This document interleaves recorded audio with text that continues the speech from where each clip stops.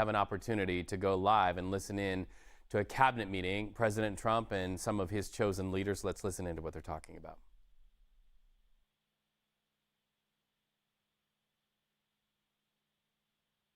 $1 billion a day. And when you think of it, we've never done that before, never come close to it.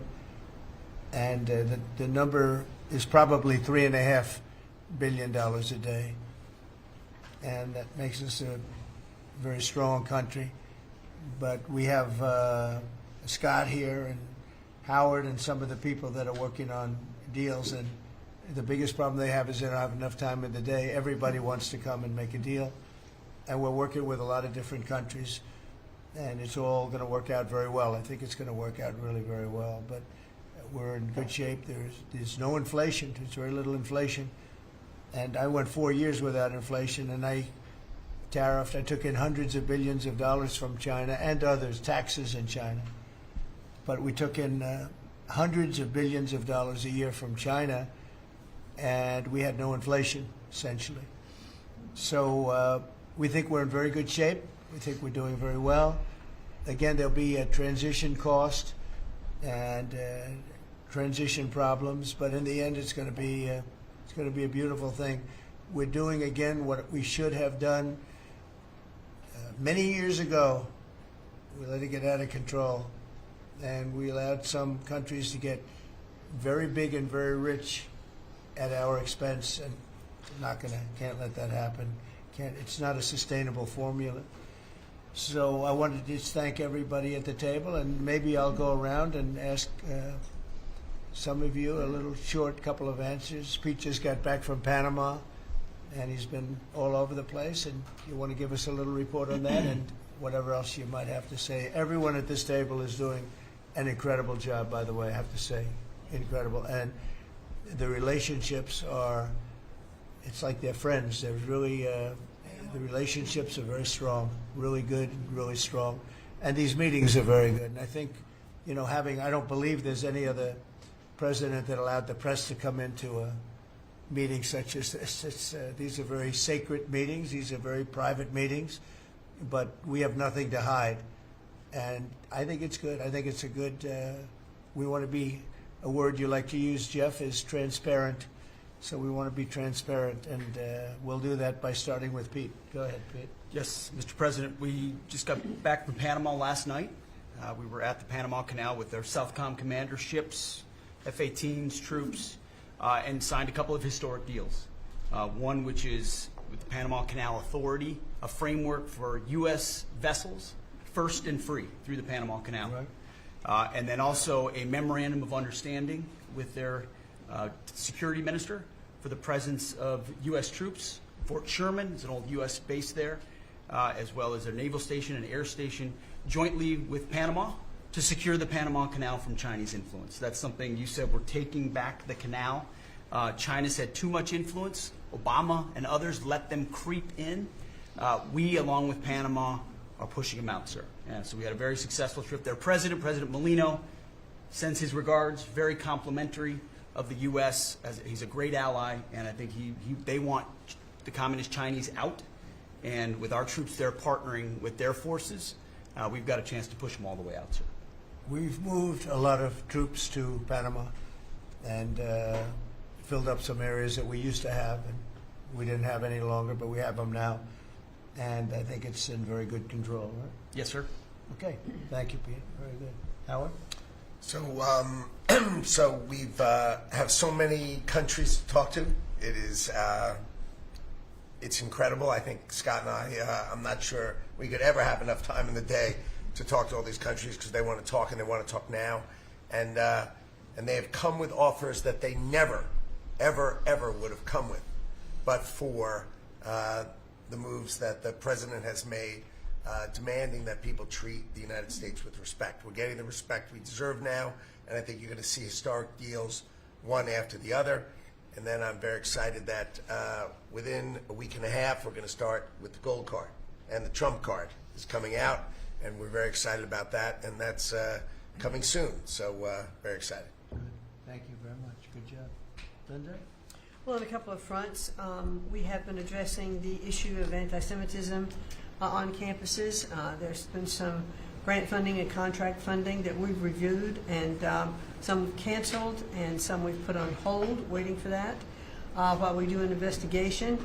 On the other side of what my responsibilities are, and having education go back to the states, we're meeting and talking with governors. I was with, this week, all 50 commissioners of education around the country, and because we also want to provide them with tools and best practices as education does move back to the states. Making great progress, great response from the states, and very positive.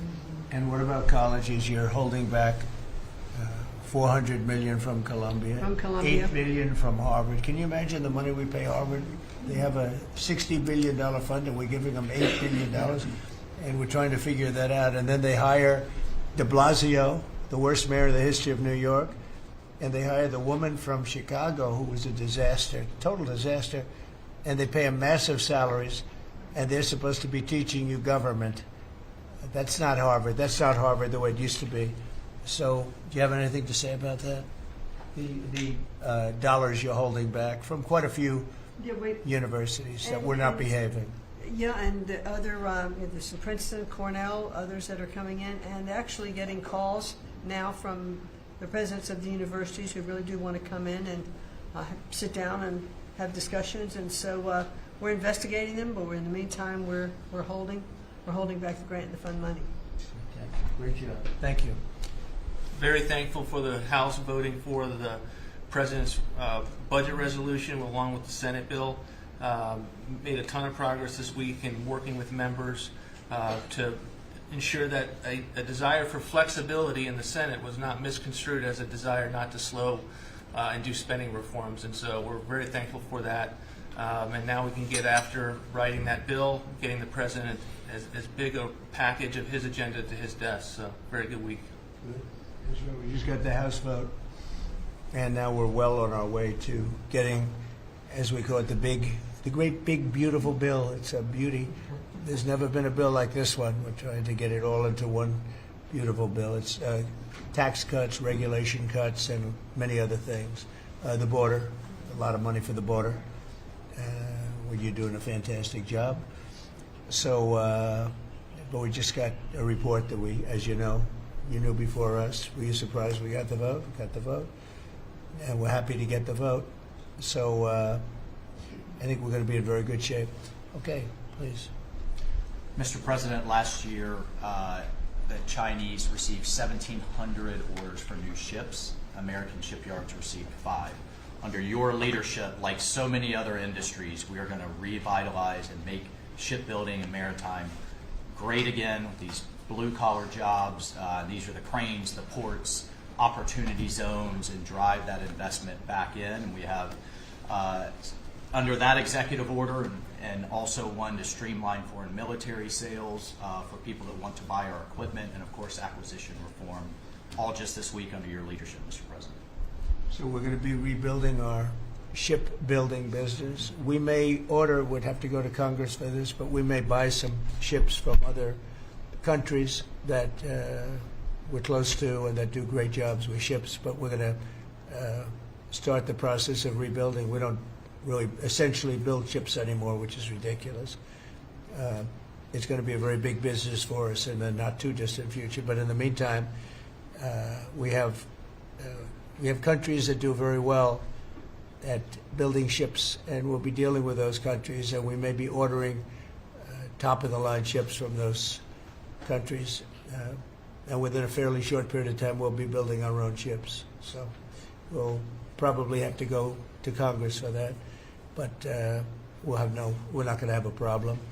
Susie, thank you very much for the job you've done. Go ahead, please. I just want to make sure you know that this cabinet, I think, pretty uniquely collaborates and cooperates and works together to accomplish all that you've asked them to do, and I think they deserve a lot of credit for that. True.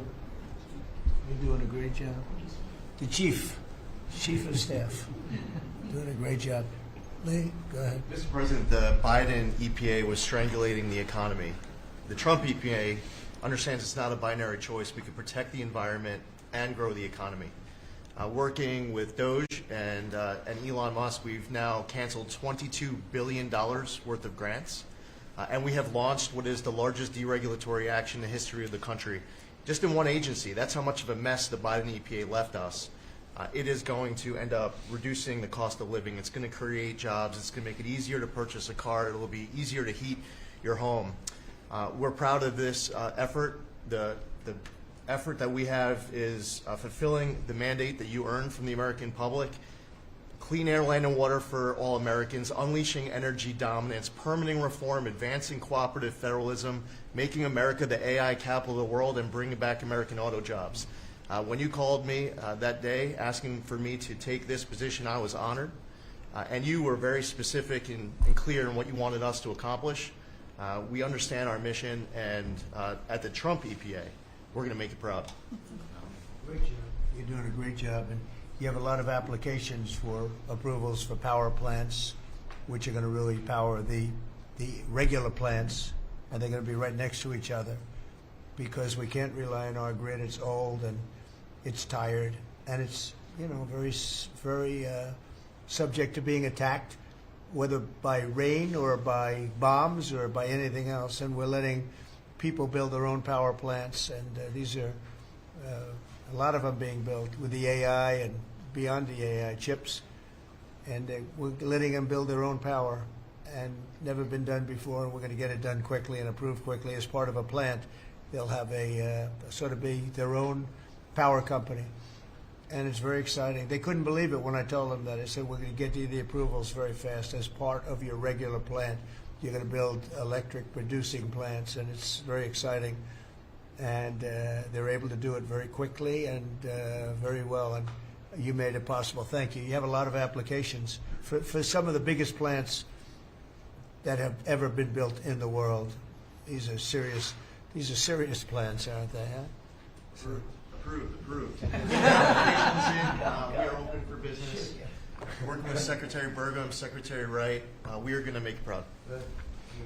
Sean? First off, Mr. President, it's Brooke's birthday today, so she keeps getting younger, so happy birthday to Brooke. Thank you. I want to thank you as well for the shipbuilding at EO. Again, to build ships, we also need mariners to sail those ships. I was just up at Kings Point for the Merchant Marine Academy a couple days ago, and we have some of the greatest young men and women who are learning how to be mechanical engineers, to rebuild and fix the engines on those ships, but also how to sail ships. I would tell you that over the past decades, this academy has become, it needs some love. It's been a little bit dilapidated. We have to invest in sailors, and I appreciate you taking the initiative. To be a global power, we have to build ships and have sailors to sail those ships. These are the very people that help Pete should we come into points of crisis to support the military. So thank you for that. Number two, the last administration announced 3,200 projects, big, beautiful roads and bridges. Most of them are good. But they announced them, they didn't sign a grant agreement. 3,200, so the money doesn't go out the door to build the infrastructure in the country. And it's fun to do an announcement. It's actually the harder work to put together these grant agreements. So we're doing the work right now at DOT to get these grant agreements done and build the projects. Most of them are good.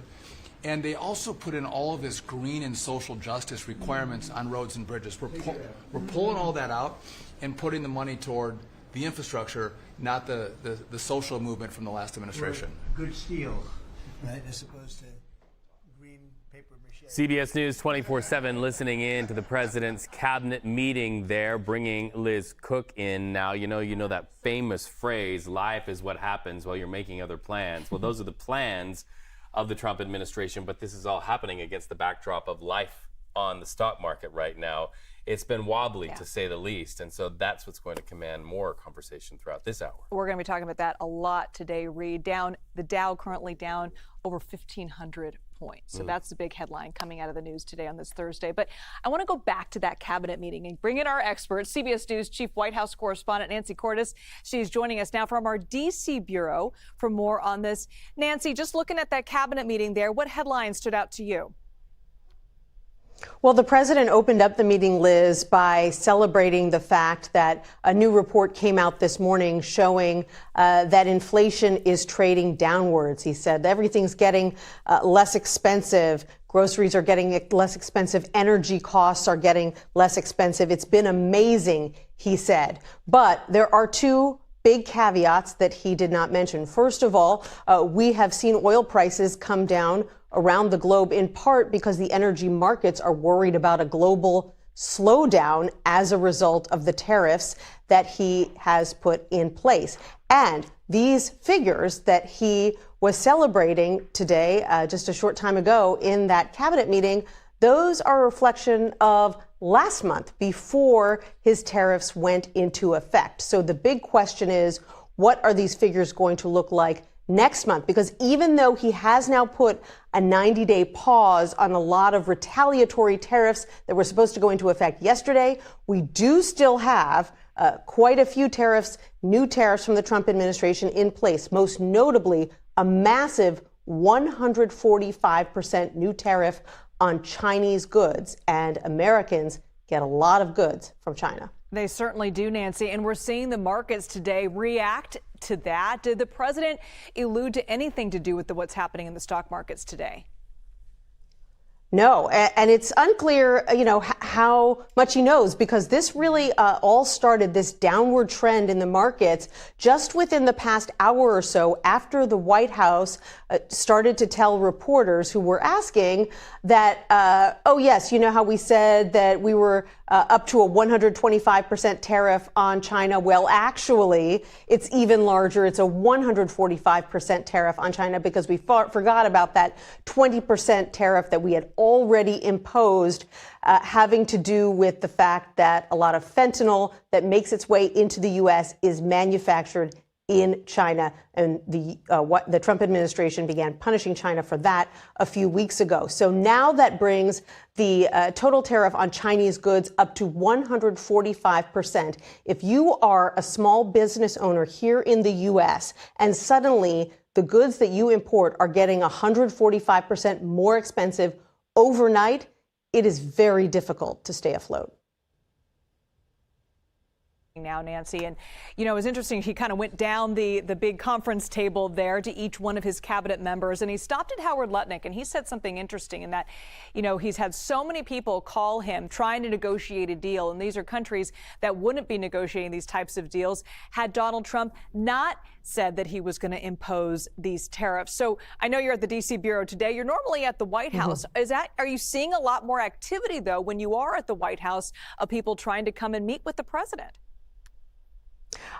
We did see the Prime Minister of Israel come to the White House and meet in person earlier in the week. Benjamin Netanyahu, we do know that there's a high-level Japanese delegation that's supposed to be heading this way as well. But for the most part, these conversations are taking place over the phone, in secure rooms as they discuss this. Part of the challenge has been, and what's rattling the markets, our understanding is the fact that while, yes, a lot of offers are rolling in, none of those offers have been accepted as far as we know. The White House has been talking about how everyone is kind of coming hat in hand saying, we'll do this, we'll do that, we'll drop our tariffs, we'll allow more of your goods into our country. And yet none of it yet apparently has been enough for Donald Trump, who said something curious at the start of this meeting. He said a lot of other countries got rich off of the U.S. in the past, and now they're going to pay for it, as if it was somehow a zero-sum game, and if they get richer, the U.S. gets poorer. In a lot of cases, both countries benefit when the U.S. sells its goods abroad and when there is free trade with other countries to sell their goods here. So that is what's causing the seesawing in the market. And it'll be interesting to see a little later today, Liz, once the president is out of this meeting, he is briefed about what's happening in the stock markets.